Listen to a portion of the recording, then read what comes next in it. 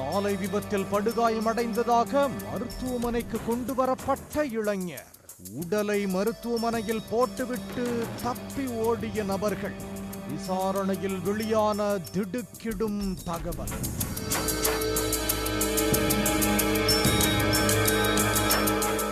திருவள்ளூர் மாவட்டம் திருமழிசை அடுத்த குண்டுமேடு பகுதியைச் சேர்ந்தவர் ஹரிகிருஷ்ணன்.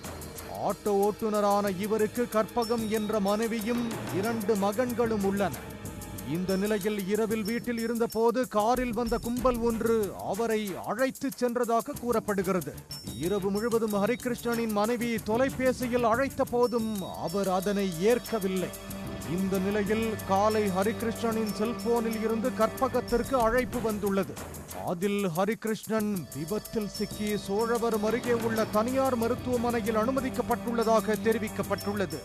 இதனால் கற்பக மருத்துவமனைக்கு பதறி அடித்துக் கொண்டு சென்று பார்த்தபோது அங்கு சடலமாக கிடந்துள்ளார் ஹரிகிருஷ்ணன். இதனால் குடும்பத்தினர் அனைவரும் அதிர்ச்சியில் உறைந்தனர்.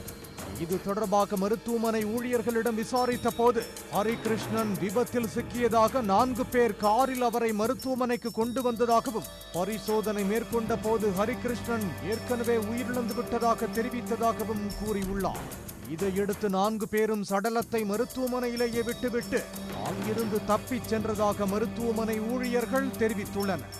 இதையடுத்து சம்பவ இடத்திற்கு வந்த போலீசார் விசாரணை நடத்திய போது ஹரிகிருஷ்ணன் உடலில் 8 காயங்கள் இருந்தது தெரிய வந்தது. நான் நைட் கூட்டு போயிருக்காங்க. நான் 9 மணிக்கு கார்ல, அவ்வளவுதானே தெரியும். திரும்பவும் எங்க வீட்டுக்காரர் நம்பர்ல இருந்து எங்க வீட்டுக்கார போன் பண்ண வச்சு நான் வரேன்னு சொல்ல வச்சிருக்கானுங்கண்ணா. அப்புறம் கொலை பண்ணிருக்கேன், ஹாஸ்பிட்டல்ல போட்டு இருக்கானுங்கண்ணா. ஆமா, அவனுங்களே கொலைக்காரங்களே அந்த ஹாஸ்பிட்டல்ல போட்டிருக்கானுங்க. நான் கால் பண்ணி கேட்கும்போது எங்க வீட்டுக்கார நம்பர் கால் பண்ணும்போது ஆக்சிடென்ட் ஆயிடுச்சு, பைக்ல வாங்கன்னு சொல்லிட்டானுங்க. பார்த்தா யாருமே இல்லை, எங்க வீட்டுக்காரோட பாடி தானே ஹாஸ்பிட்டல்ல இருக்கு, அவ்வளவுதானே, வேற எதுவுமே தெரியும். இதே மாதிரி தானே அந்த குண்டுமேட்ல கொலை நடக்குது, எதுவுமே பண்ண மாட்டாங்கண்ணா. இப்ப இது கொலை பண்ணது யாருன்னு தெரியல. எங்க வீட்டுக்கார எதனா தப்பு பண்ண கூட நான் சொல்லலாம், இது தப்பு, அவன் எந்த தப்பும் பண்ண மாட்டாரு. அவர் எதுக்கு பண்ணாருன்னு எனக்கு இதுக்கு தெரியலண்ணா. எனக்கு எதுவுமே தெரியாதுமா. என் பிள்ளை இது மாதிரி ஆயிட்டான்னு காலையில 7 மணிக்கு சொன்னதாம்மா ஓடியாந்து. என் குழந்தைங்க இருக்கிறான்னு எனக்கு தெரியாது. அடிச்சு மண்டிய ஓடிச்சுக்கிறானுங்க. உள்ள இங்கே தாந்து போட்டுக்கிற போய்க்கிறானுங்க, இங்கேயே தாந்து போட்டு போய்க்கிறாங்க. கை மூஞ்சி கண்ணெல்லாம் குத்தி வச்சுக்கிறாங்களாம்பா. என் பிள்ளை எந்த கதியில நான் பார்க்க மாட்டோம்பா. என் பிள்ளை அந்த கெட்ட பசங்க, அவன் பெரிய பசங்க கூட சேர மாட்டான். உள்ள குண்டு போட்டுக்கிற பசங்க தான் சேருவான். ஆனா எவன்னு தெரியல. வீட்டில் இருந்த ஆட்டோ ஓட்டுநர் ஹரிகிருஷ்ணனை காரில் கடத்தி சென்றது யார்?